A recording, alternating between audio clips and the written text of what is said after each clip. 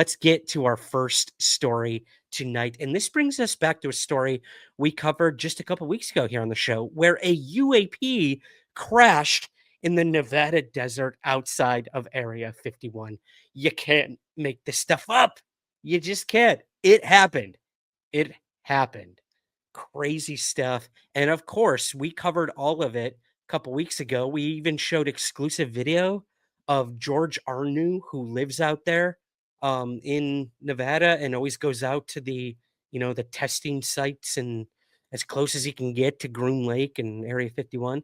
And he went out to the actual crash site, and we showed exclusive video from his travels just a couple weeks ago. But there have been some updates, and the one and only George Knapp covered the story. He met up with George Arnu to talk all about this on KLAS out there in Nevada. So we're going to go ahead and watch a video segment from George Knapp's coverage of the UAP crash that occurred.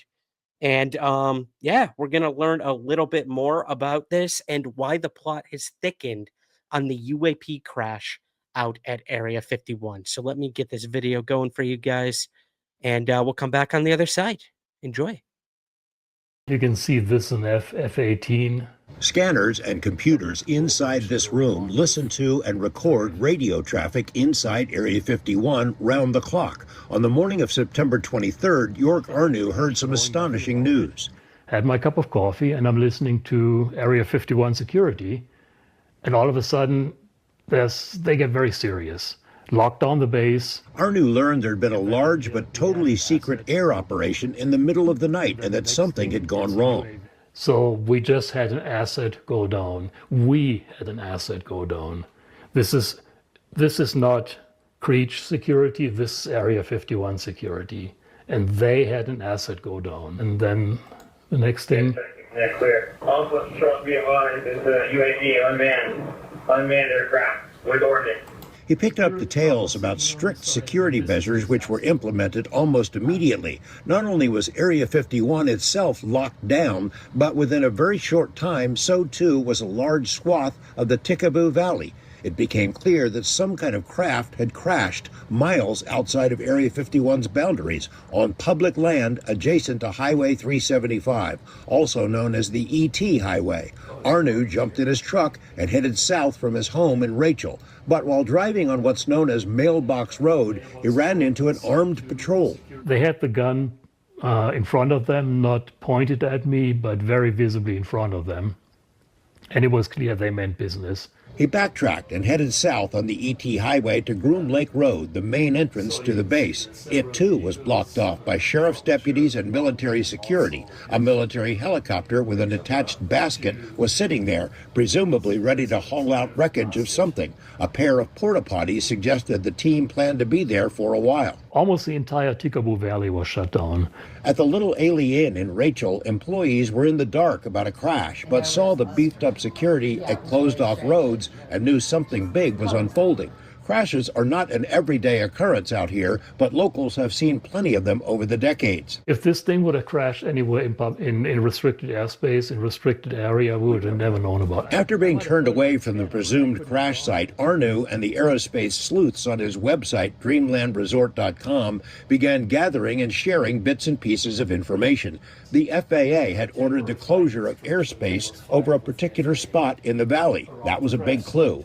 Then 4 days after the crash, the security teams vanished. Arnu went back out for a look. The Air Force had used heavy equipment to plow a dirt road across a section of desert. Arnu followed it and found what he thought was the crash site, then shared it online. That's when things got strange, even by Area 51 standards. A second wave of cleanup crews descended on the site, presumably to pick up any remaining debris, but they also used graders to cover the entire area with a thick layer of dirt, literally a cover-up. Creech Air Force Base, which is home to a fleet of Reaper drones and other UAVs, issued a statement explaining that the, quote, unmanned aircraft was one of theirs. The same statement claimed someone had been tampering with the crash site and had scattered assorted pieces from other aircraft, along with an inert training bomb. The Air Force said the FBI was investigating this alleged tampering at the site. Arnu was amused but not convinced. The only thing they could get that person for is littering on public land. That's the story. As it came from Creech and now the FBI is investigating, you think that's bogus? That's absolutely bogus. I think that was designed to make people not go there.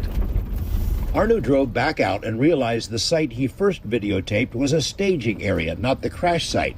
200 yards away, the telltale burn marks on Joshua trees indicated this was where the object slammed into the earth. Both he and another aerospace explorer found pieces of who knows what, debris that came from something other than a drone, seemingly planted to confuse anyone who came looking.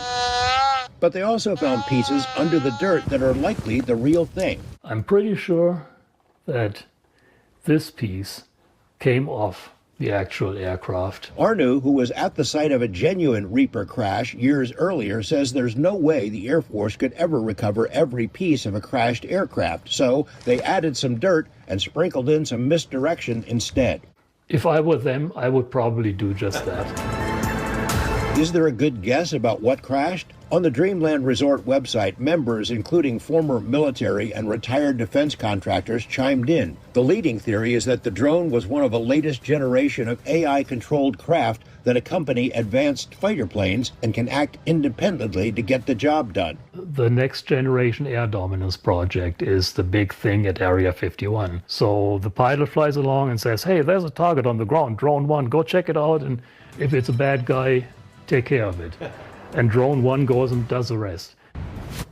If the military wants to keep a secret about strange things that fall out of the sky, they have many tools at their disposal. Lock down the base, seal off the public land, put out a cover story, sprinkle some disinformation over the whole thing. Arnu says the middle-of-night operation that ended with the crash is one of the biggest he's ever heard of, nicknamed Black Flag. He has a good idea which hangar at the Area 51 base houses the unknown drones, but is not willing to say more. It is, after all, almost 3 years to the day since FBI agents kicked in the door of his home and carted away his computers and cameras. No charges have ever been filed. I forgot about that. He had his home raided by the FBI last year. We covered that here on the live stream, and they still haven't paid for it. What do you think, Ryan? Alien tech? Scion asks. Well, let's talk about it. So, this is crazy. Arnu said that he went out, he found the actual site where this happened. The other one had been quote unquote staged and or a decoy, and he went out and found actual wreckage out there of something, and he believes that it was planted there. And that's what you're looking at on your screen here. These look like something from a conventional aircraft of some sort, and that they were planted there. This is crazy. The FBI got involved because there was tampering with the site, apparently, or sites. That's still a little unclear to me. But the fact of the matter is, this was a cover up, a literal cover up, as George Knapp said. There was dirt put over it, whatever. Like he mentioned, like they obviously wouldn't be able to find every tiny shard of debris from whatever crashed, presumably a Reaper drone of some sort or something that highly sophisticated. And instead of like going and picking up every tiny piece, they just put dirt over it, kind of like we do with landfills, right? But yeah, this is a crazy story. I do believe that whatever crashed was, as they mentioned, ours, as in from Area 51, from one of the sites out there. And the way they came in, swooped in, recovered that, did the cleanup and everything seemed super well done. But then you add in this extra layer of the cover up of like a decoy site and planting things out there. Who's planting these things out there? Was it meant for people like George to find? Or what is going on? The plot is only thickening with this story. I'm so happy to see the preeminent reporter out there, George Knapp in Nevada, covering this story. And we'll see. We'll see if there are any updates in the future about the UAP crash that happened. I know he and Jeremy Corbell did a whole episode of this on the Weaponized podcast this past week, in Anatomy of a UAP Crash, I believe the episode was called. Love that title. Go check out that episode. They go more in depth about this and so much more. So yeah, we had to start with the UAP crash updates, guys.